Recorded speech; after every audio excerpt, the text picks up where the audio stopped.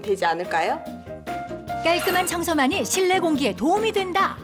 아닙니다. 도움이 되지 않습니다. 그 이유는 바로 이산화탄소 때문인데요.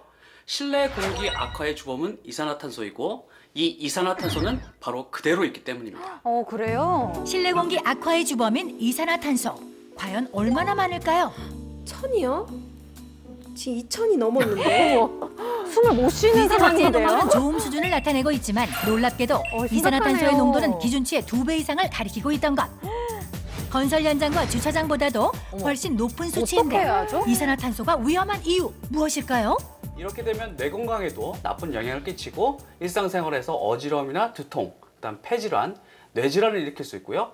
특히나 암을 유발하는 원인이 되기도 합니다. 집안의 이산화탄소 농도가 심각한 이유는 창문을 닫고 생활한 것이 큰 원인. 하지만 청소를 할 때에는 물론 수시로 공기청정기를 켜두었다는데요. 자주 틀어두던 공기청정기도 도움이 되지 않았던 걸까요?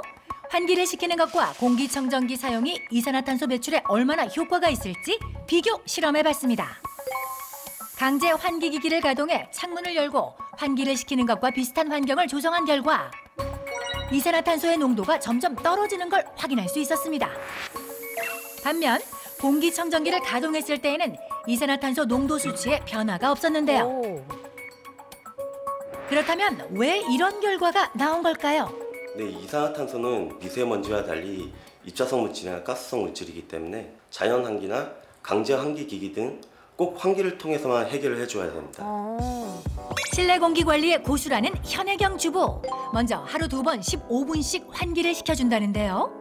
일단 환기시키려고 하면 요즘에 걱정되시는 게 미세먼지잖아요. 그래서 하시기 전에 이 방충망부터 먼저 손봐주셔야 돼요.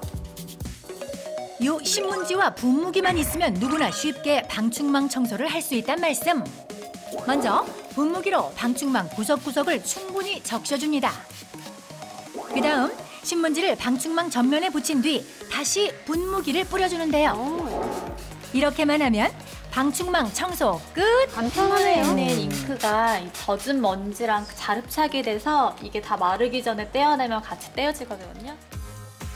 과연 방충망이 깨끗하게 청소되었을지 확인해 보는데요. 어머나, 정말 티끌조차 안 보이네요. 또한 가스레인지를 사용해 요리를 할 때에는 5분 전부터 후드를 작동시켜 주는데요. 5분 전부터요? 요리를 하는 동안 이산화탄소가 과다 배출될 수 있기 때문에 요리 후 15분 정도 후드를 더 켜두는 것도 이산화탄소를 줄이는 방법입니다. 보통 조리 끝나면 꺼버렸는데. 잊지 말아야 될 것은 아침이면은 미세먼지가 가장 심한 시간이라서 미세먼지 농도가 가장 높은 시간인 오전에는 창문을 열지 않는 것이 좋은데요. 아침 식사를 준비할 때에는 혜경 씨만의 방법이 있답니다. 그래서 저는 그 후드랑 환기청정기를 함께 사용해서 환기를 하고 있어요. 주무실 때는 환기를 못 시키잖아요. 그래서 이럴 때 필요한 거는 이거입니다. 선인장과 같은 다육식물을 집안 곳곳에 놓아두는 것 역시 혜경 씨만의 비법이라는데요.